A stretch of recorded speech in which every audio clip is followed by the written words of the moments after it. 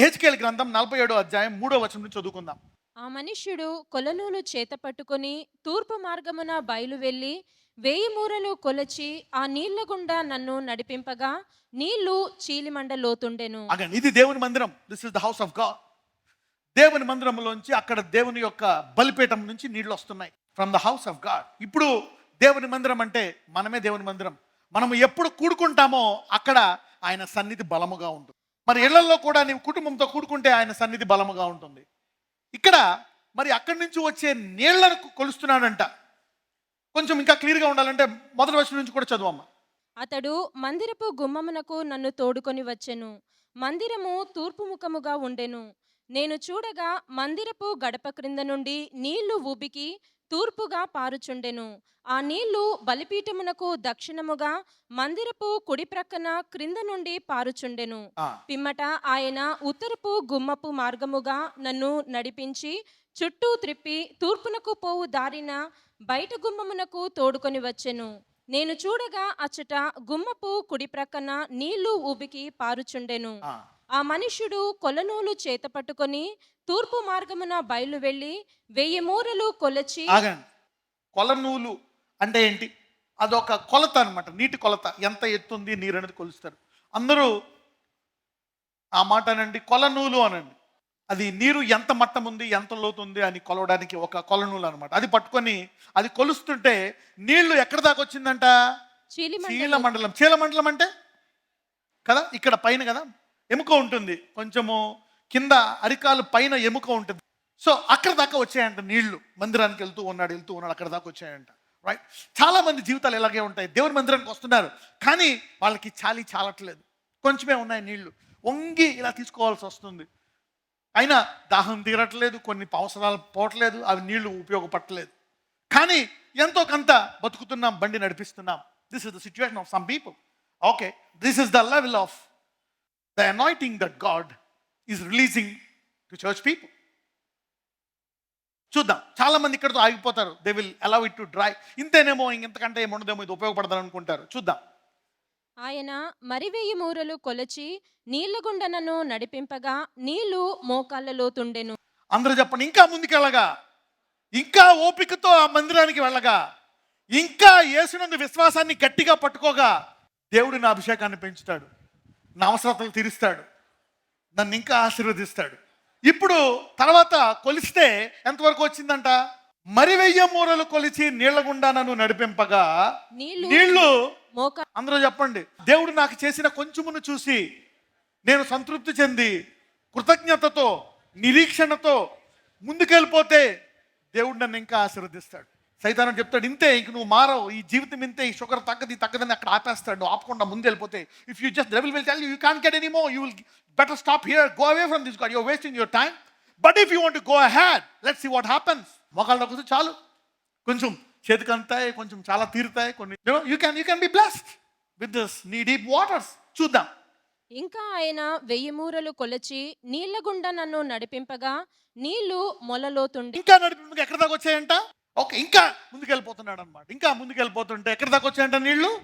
చూద్దాం. Let's read. ఆయన ఇంకను 1000 మూరలు కొలవగా ఇంకా 1000 మూరలు నీళ్లు మిక్కిలి లోతై నేను దాటలేనంత నది కనబడెను. ఇంకా ఎక్కి కొలది ఏమైపోయిందంట? నీళ్లు పెరిగిపోతున్నాయంట, ఛాతి వరకు ఇంకొచ్చేస్తున్నాయంట. ఒకవేళ నీళ్లు బాగా వచ్చేస్తుంటే ఏం చేస్తారు జనాలు? You will swim. So let's study. ఆయన ఇంకా 1000 మూరలు కొలవగా నీళ్లు మిక్కిలి లోతై నేను దాటలేనంత నది కనబడెను. దాట వీలు లేకుండా ఈదవలసినంత నీరుగల నది ఆయను. ఎంత అయిపోయిందంట? ఈదవలసినంత నది అయిపోయిందంట. చూద్దాం. Let's read what happened. అప్పుడు ఆయన నాతో ఇట్లా, నేను నరపుత్రుడా, నీవు చూచితివి కదా అని చెప్పి నన్ను మరలా నది ఇద్దరికి తోడుకొని వచ్చెను. ఇప్పుడు దా అని చెప్పి పక్క తీసుకొస్తాడు. ఇలాగా చూద్దాం. నేను తిరిగి రాగా నది తీరమున ఇరుప్రక్కల చెట్లు విస్తారముగా కనబడెను. అప్పుడు చూడండి, ఎప్పుడైతే ఒక నదిగా అయ్యిందో అప్పుడు ఏం కనబడ్డాయంట? చెట్లు. Then they saw trees. Yeah, let's study. అప్పుడు ఆయన నాతో ఇట్లా, నేను ఈ నీళ్లు ఉబికి తూర్పుగానున్న ప్రదేశమునకు పారి అరాబాలోనికి దిగి సముద్రములో పడును. అప్పుడు సముద్రపు నీళ్లు మంచి నీళ్ళగు. ఎప్పుడైతే చూడండి, చాలా మంది వాళ్ళకి తెలిసిన కొంచెంలోనే నేను ముందుకెళ్ళిపోతా. Be patient. Keep praying, keep fasting, keep bearing. కొంచెము ఓపిక పట్టాలి, కొన్ని కష్టాలు ఓపిక పట్టి నిరీక్షణ పడాలి, ఆయన సన్నిధిలో ఇంకా మొరపెట్టాలి, ఇంకా ప్రార్థించాలి, ఇంకా ఉపవాసం ఉండాలి. ఎందుకు కొన్ని జరగవు? దేవుడు ఆలస్యంలో దేవుడు నీ అభిషేకాన్ని పెంచుతున్నాడు. ఎప్పుడైతే నీ అభిషేకాన్ని పెంచి ఇదే స్థాయికి వస్తావో, నీ యొక్క నదిని తీసుకెళ్ళి దేవుడు సముద్రంలో కలుపుతాడు. అప్పుడు సముద్రము ఈ నది ద్వారా స్వస్థపడుతుందంట. Then you will start healing people and helping people and blessing others. Don't start at an early stage, you will run out. ఆ మొక్కలు, ఆ యాంకిల్ లోతుకి, ఆ చీలమండలం లోతు వస్తే చాలు, వెళ్ళిపోతా, ముందుకు వెళ్ళిపోతారు. వెయిట్. దేవుని మందిరములో ఆ వాక్యంలో నిలకడగా ఉండి వేచి ఉంటే నీ అభిషేకము నీవు ఈదేటంత, అంటే నీకు చాలిదానికంటే ఎక్కువ వచ్చినప్పుడు దేవుడు నీ అభిషేకాన్ని ఇతరులను, దేశాలను బాగు చేయడానికి వాడుకుంటాడు. వడిగా పారు ఈ నది వచ్చు చోట నల్లా జలచరములన్నీ బ్రతుకును. ఈ నీళ్లు అక్కడికి వచ్చుట వలన ఆ నీరు మంచి నీళ్ళగును, కనుక చేపలు బహు విస్తారములగును. ఈ నది ఎక్కడికి పారునో అక్కడ దేవుడు తన సంఘము నుంచి ఉద్యమాన్ని తీసుకొచ్చి మళ్ళా ప్రపంచమంతా చాటు చేస్తాడు. ఈ ఉద్యమానికి దేవుడు సంఘం అంటే అవన్నీ వాడుకోబోతున్నాడు. నిన్నే ఈ ఉద్యమ సమయం వచ్చింది. ఈ రోజు నుంచి నువ్వు ఈదేటంత అభిషేకం నీ జీవితంలో రాబోతుంది. The anointing is going to be strong. Where everywhere you go it works and people will be delivered. Let's read. మరియు దాని యొద్ద ఎంగేది పట్టణము మొదలుకొని ఎనెగ్లాయిము పట్టణము వరకు చేపలు పట్టువారు దాని ప్రక్కల నిలిచి వలలు వేయుదురు. మహాసముద్రములో నున్నట్లు సకల జాతి చేపలను దాని యందు బహు విస్తారముగా నుండును. చేపలు అంటే ఏంటి చేపలు? అప్పుడు మనుషులు, రాజులు అందరూ నీ వద్దకు వస్తారు. When the anointing grows, people will come to you. Wait on the house of the Lord. Don't rush.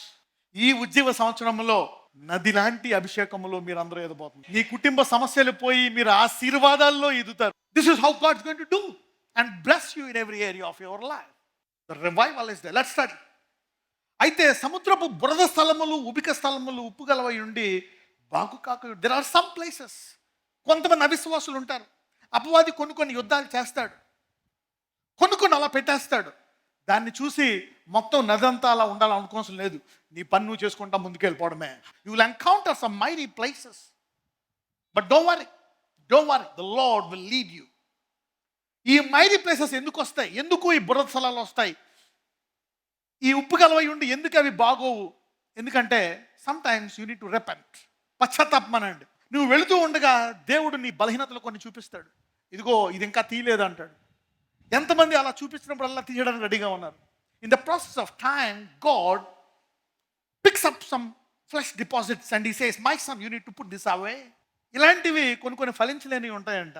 నీవు పశ్చాత్తాపడితే అవి కూడా నదిలో కొట్టుకుపోతాయంట. There are some pockets like that, some weaknesses which will hold you back. Now the Lord will start pouring out anointing for you to do all things. God wants you to be blessed in every area of your life. That's how a revival began. ఈ రోజు అందరూ అటువంటి ఉజ్జీవములోకి పాలు పొందుకుంటున్నారు.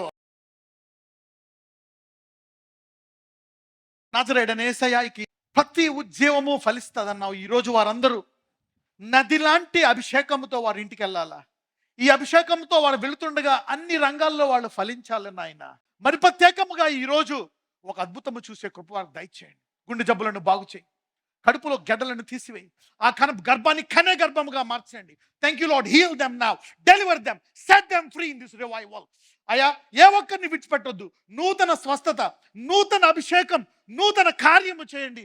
మరణాన్ని జీవముగా మార్చండి. నేను అనేకులను బాగు చేయవారిగా వారి జీవితాలను మార్చమని ప్రార్థిస్తున్నాను. ఈ అద్భుతం నాకు వచ్చింది అనేటువంటి కృప వారికి దయచేయమని ప్రార్థిస్తున్నాను. Let this healing hit them, let this revival hit them in Jesus mighty name.